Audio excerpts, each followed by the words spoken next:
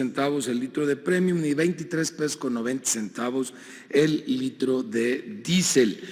Continúan presionados los mercados internacionales con corte el 24 de agosto. La mezcla mexicana de petróleo, $76 con 53 centavos de dólar el barril. Por eso sigue habiendo un incentivo fiscal alto. 49% esta semana es el incentivo a la regular, 36% a la premium y 44.6% al diésel. Y con este incentivo fiscal que debemos de cuidar los consumidores, que llega a nuestro bolsillo cuando compramos el combustible, tenemos estos precios promedios en todo el país. De todos modos, no falta quien se pase de rosca, ya los iremos viendo en lo particular. La semana pasada fueron Chevron, Redco y Oxogas, y las tres aliadas de los consumidores que incluso dieron por debajo de esos precios promedio fue G500, BP y ExxonMobil. Público de 24 pesos con 28 centavos por litro y un margen de 3.22, 3 pesos 22 centavos fue el más alto para la regular, mientras que la mejor opción a nivel de gasolineras estuvo en Tampico, Tamaulipas, de franquicia Pemex, un precio al público de 21 pesos 29 centavos, un margen muy bajo de 17 centavos. Ahora para la premium, Servifácil de Centro Tabasco, con un precio al público de 25 pesos 24 centavos por litro, tuvo un margen de 2 pesos 86 centavos comparado con el margen de 15 centavos de franquicia Pemex en Lázaro Cárdenas, Michoacán, que tenía un precio al público de 23 pesos con 90 centavos la semana pasada. Buenos días, señor presidente. Quiero informar que estamos en la escuela Participación Social número 2 en la alcaldía Venustiano Carranza. Se están incorporando a clases 1.400.000 alumnos de educación básica, fundamentalmente la gran mayoría, 1.200.000 de educación básica pública. Y quiero informar que se están repartiendo aquí en la Ciudad de México casi 4 millones de libros de texto gratuito. Estos libros son un derecho de las niñas y los niños y son un factor de cohesión social, de cohesión cultural, de cohesión de identidad nacional y además un gran apoyo para las familias, para los padres de familia. Por lo tanto, procedemos en la Ciudad de México con esta entrega de libros de texto gratuito, que insisto, son un derecho de la infancia y una obligación de los gobiernos entregarlos a las niñas y los niños. Y de verdad da alegría y quisimos hacer lo de la ceremonia cívica porque todos los lunes en las escuelas esta misma ceremonia se realiza con mucha devoción, con mucha importancia de reconocer de dónde venimos para saber hacia dónde vamos. En relación con los nuevos libros de texto gratuito, quisiera comentarles que se han repartido casi 95.6 millones de libros en las escuelas. Sí, miren, tenemos ya que lamentablemente acostumbrando a estas balandronadas, porque vienen elecciones en Estados Unidos. Entonces, tanto de un partido como de otro van a estar haciendo cuestionamientos a México, unos más, otros menos. Por ejemplo, este señor DeSantis quiere rebasar por la derecha a Trump y por eso aparece más antimigrante que Trump. Pura publicidad, politiquería. Bueno, llegaron a plantear que iban a arrancar las hojas de los libros y quemaron libros, como en el medioevo. Libros prohibidos. Ningún libro se debe de prohibir, menos destruir los libros. Pero le salió es decir, unidades de primer nivel de atención, y atenderá a estos 53.2 millones de mexicanos que no tienen seguridad social y que en ese sentido no tienen acceso a la atención médica de las instituciones de seguridad social. Pero esto de manera centralizada y con una sola institución. A la fecha son 18 estados los que ya han transferido un total de 9.480 centros de salud, es decir, vamos como un 68% ya en la transferencia de los centros de salud, y 463 hospitales. Ya con estos 463 hospitales, el IMSS Bienestar tiene más unidades de segundo nivel que el régimen ordinario del Seguro Social. Muchos de ellos nuevos, otros que habían estado abandonados durante mucho tiempo. Entonces vamos a ver la primera, el caso de Nayarit. La obra que estamos por concluir y echar a andar es el Hospital de la Mujer de Tepic, y además de eso se han contratado a 484 especialistas. Un dato también adicional que traemos el día de hoy es que a partir del 1 de septiembre se empiezan a hacer las basificaciones del personal de atención médica, esto es la rama médica, paramédica y de enfermería, que están en unidades de atención médica en los estados y que habían estado siempre con contratos eventuales, por honorarios, contratos temporales. En el caso de Nayarit van a ser 472 trabajadores a basificarse en esta primera etapa. Había una mala administración del inventario de las farmacias y robo hormiga de medicamentos. Por eso, la población no recibía su medicina completa. 3. Abandono de las unidades médicas. Las unidades médicas sufrían un deterioro profundo porque hacía más de 20 años que no se les daba el mantenimiento mínimo, indispensable para funcionar y brindar un servicio de calidad a los derechohabientes. Faltaban aires acondicionados, impermeabilización y una red sanitaria adecuada, lo que representaba un riesgo para la seguridad, para la salud de los pacientes. Se repitió en miles de casos. Los beneficiados por estas sentencias ilegales pagaban moches a los funcionarios del ISSSTE, a los servidores públicos de la Junta Laboral y altos sueldos a los despachos de abogados y demás coyotes que participaban en este fraude. Estas personas cometieron delitos como asociación delictuosa, falsificación de documentos, falsedad en declaración y ejercicio ilícito del servicio público. Ejemplo de lo anterior es el caso de Erasmo N., persona que demandó las mismas prestaciones y derechos ante el mismo tribunal 2 veces y obtuvo 2 sentencias diferentes, en las que en una condenaron al ISSSTE a pagar 1.700.000 pesos y en otra casi 2 millones de pesos. Como muchos casos. ¿Qué hemos hecho ante estos actos de corrupción? Fecha, en coordinación con la Fiscalía General de la República, se ha logrado judicializar a 22 personas. Se obtuvieron también 8 vinculaciones a proceso en contra de 3 personas por la comisión de estos delitos, destacando el caso de un exfuncionario del ISSSTE que tiene 6 vinculaciones a proceso por su participación en la grave afectación al patrimonio de la dependencia. Cuando le dije que las y los maestros de México nos oponíamos a que Miguel Ángel Yunes continuara como titular del ISSSTE, dadas las malversaciones de fondos financieros que con tanto trabajo las y los trabajadores al servicio del Estado logramos con la reforma a dicha institución. Aquí podríamos hablar de muchas cosas, pero esa reforma fue nefasta para los trabajadores, porque significó el privatizar las pensiones de los trabajadores, pasar las pensiones de los trabajadores a las AFORES. Pero ella sostiene que esto es lo que supuestamente le dijo Felipe Calderón, que Yunes estaba haciendo bien su trabajo Eso es lo que le dijo Calderón.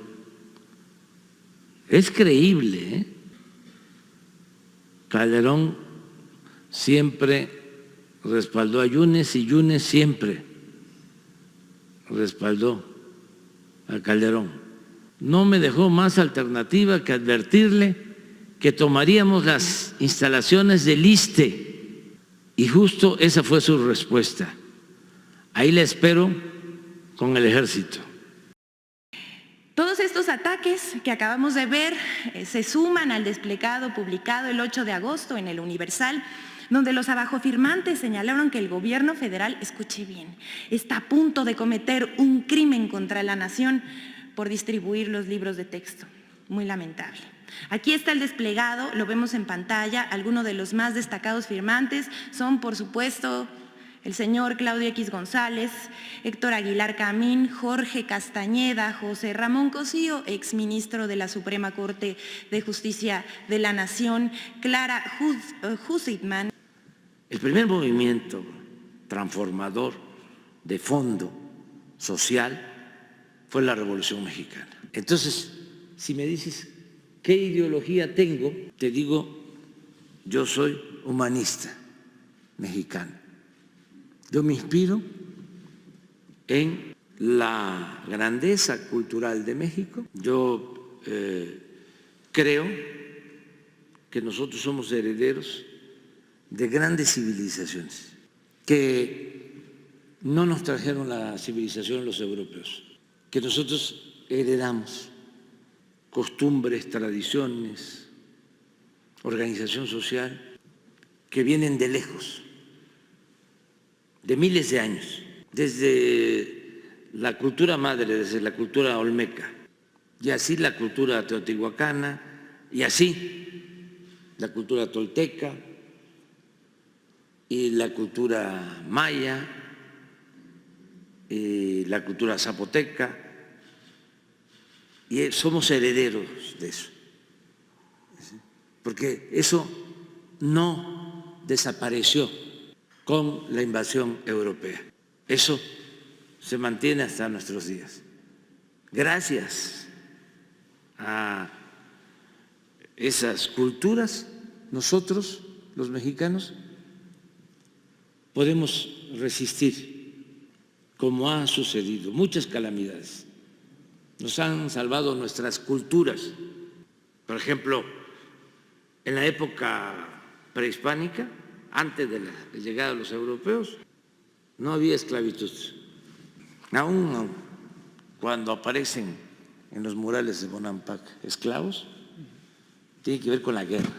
Pero básicamente la gente era libre y sí había una clase gobernante, un poder civil y religioso. Pero el campesino lo que tenía que hacer, era su obligación, era pagar un tributo, una especie de impuesto, pero era libre. Él sembraba para satisfacer sus necesidades, las de la familia, y los excedentes los entregaba a la autoridad, porque los primeros esclavos que se tienen en México son los que somete Hernán Cortés en Puebla. Espérame, es interesante. Entonces, a ver, lo otro, que no, propiedad privada en el manejo de la tierra. La tierra era comunal. Todos tenían el derecho a la tierra. Eso vino también con la invasión europea. Esos son valores. Otra cuestión, no había trabajo asalariado. El trabajo era comunitario. Gran reserva de valores culturales, morales, espirituales, que vienen de lejos, que vienen desde la época prehispánica.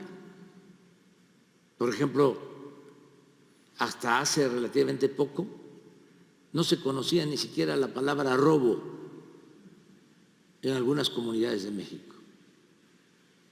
se sembraba el maíz y se guardaba en trojes en la misma milpa. La mayor riqueza de México es la honestidad de su pueblo. Entonces, en eso creo. Bueno, pero eso es una parte.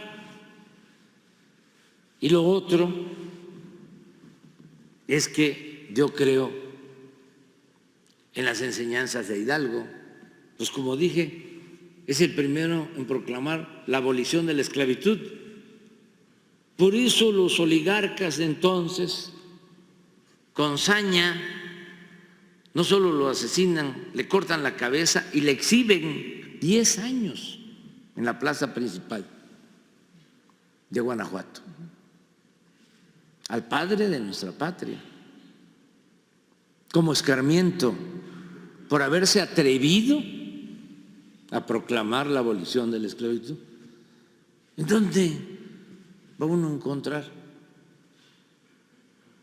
a un dirigente así? ¿En qué parte del mundo? ¿Para qué buscar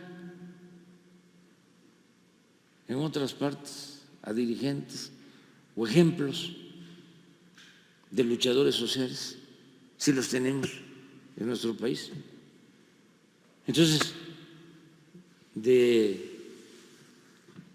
quién me guío? ¿Quién me inspira? Hidalgo. ¿Quién me inspira? Morelos. Aquí me llevaría muchísimo tiempo hablando de lo que hizo Morelos, un estadista. Nada más recordemos y recordemos cuando le dicta Andrés Quintana Roo los sentimientos de la nación, que Andrés Quintana Roo era abogado, decía: usted, señor, que se modere la indigencia y la opulencia, pero póngalo bien, escríbalo bien, con buen estilo, porque usted es una gente muy preparada. No, señor, le decía Andrés Quintana Roo, así lo voy a poner, como usted lo está dictando. Estamos cuidando todo eso, pero se requiere que se atiendan las causas. Y ya ven el comportamiento de algunos gobernantes de Estados Unidos.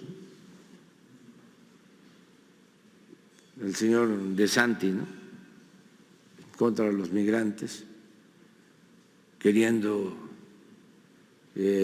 utilizar misiles para enfrentar la migración y la drogadicción o el tráfico de drogas, ¿no? Pura publicidad que ni siquiera les funciona. Y lo mismo el gobernador de Texas, ¿no?, con las boyas, con alambres de púa. En vez de ayudar a atender las causas, piensan que de esa manera, forma coercitiva, con el uso de la fuerza, te resuelven los problemas sociales. Pero ya es muy difícil que cambien su mentalidad. Ahora sí que lo que Natura no da, Salamanca no otorga. Y el abandono a los jóvenes. ¿Cuánto invierten? Pregunto, para atender a los jóvenes en Estados Unidos.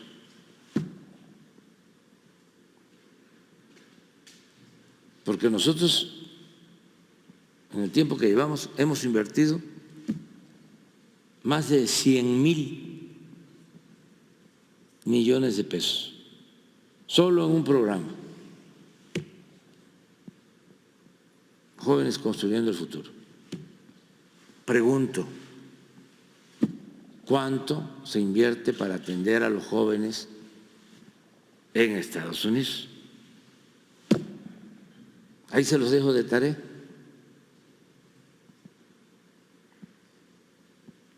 A ver si se equipara con lo que invierten en la fabricación de armas. ¿Lo qué porcentaje representa?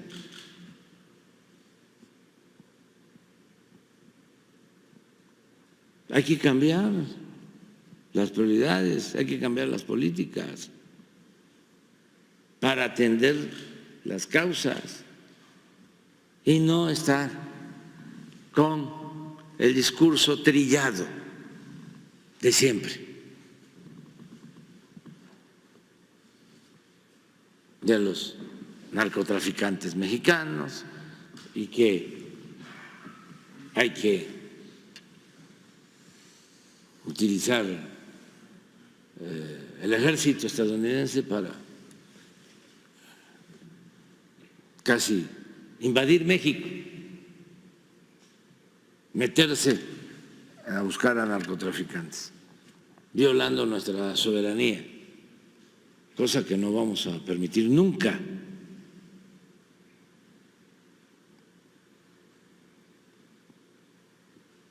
Pero se les hace muy cómodo, pero es muy inmoral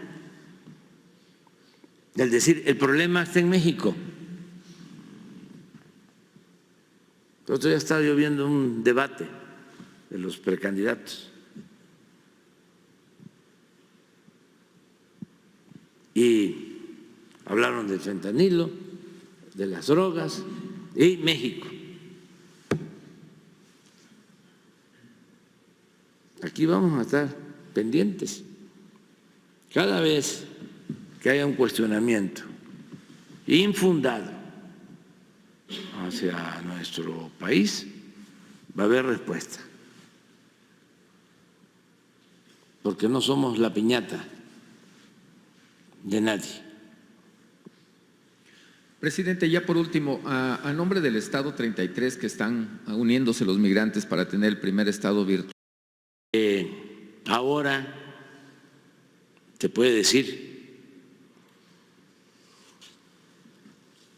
bendito México, tan cerca de Dios y no tan lejos de Estados Unidos.